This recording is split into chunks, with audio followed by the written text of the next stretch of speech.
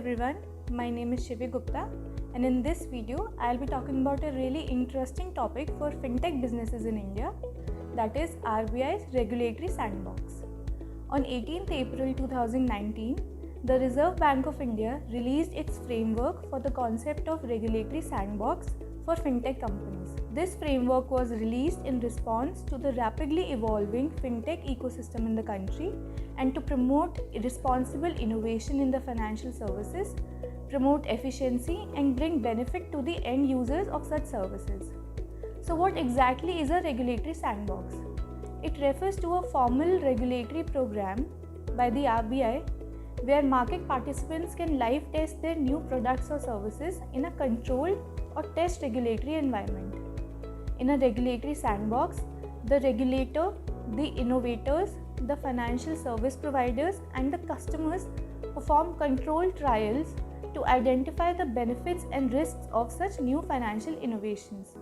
Such testing also allows these participants to carefully monitor and contain these identified risks. The purpose of the regulatory sandbox is to enable the regulators to obtain first-hand practical evidence on the different benefits and risks of such financial innovations and their implications. This way, they can also carefully assess the needed regulatory changes and the new regulations to support beneficial innovations, while also identifying and controlling the associated risks.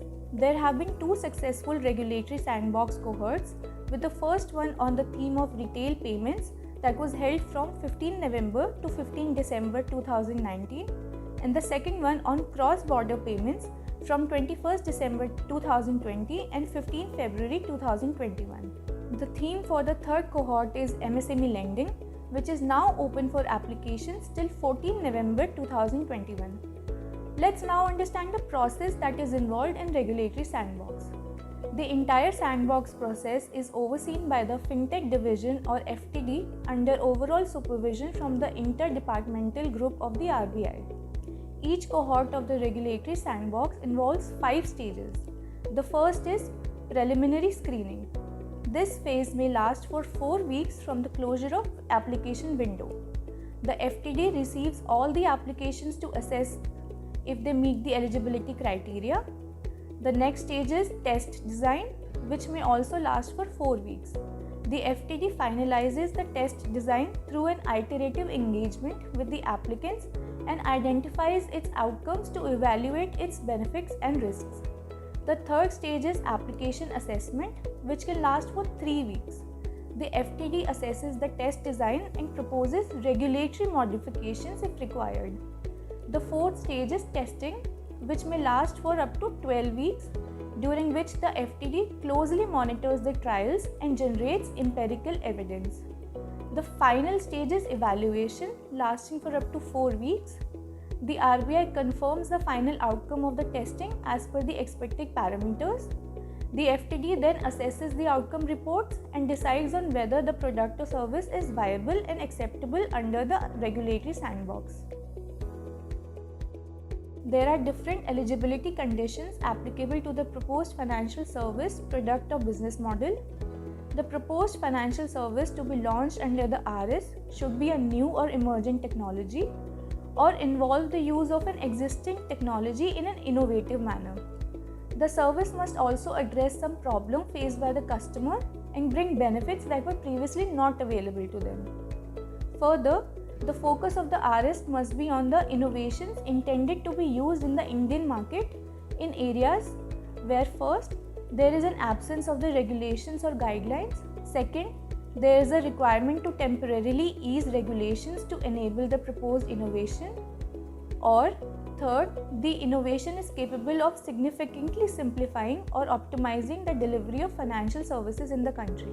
The innovative products or services may include retail payments, money transfer services, marketplace lending, digital KYC, financial advisory services, wealth management services, digital identification services, smart contracts, financial inclusion products, or cybersecurity products. It may also include innovative technology such as mobile technology applications for payments or digital identity, data analytics, application program interface or API services, applications under blockchain technologies, or artificial intelligence and machine learning applications. However, innovations relating to credit registry, credit information, cryptocurrency or crypto asset services, trading, investing, or settling in crypto assets, initial coin offerings, chain marketing services, or any products or services which have been banned by the regulators or government of India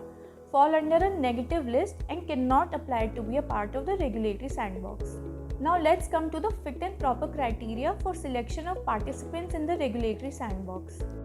The applicant must be a company, limited liability partnership, or a partnership firm incorporated and registered in India, a bank licensed to operate in India, a financial institution constituted under a statute in India.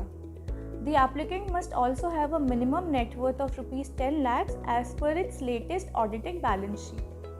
All the promoters, directors, and partners must meet the fit and proper criteria specified under the framework. The bank accounts and the credit history of the entity and its promoters or directors must also be satisfactory.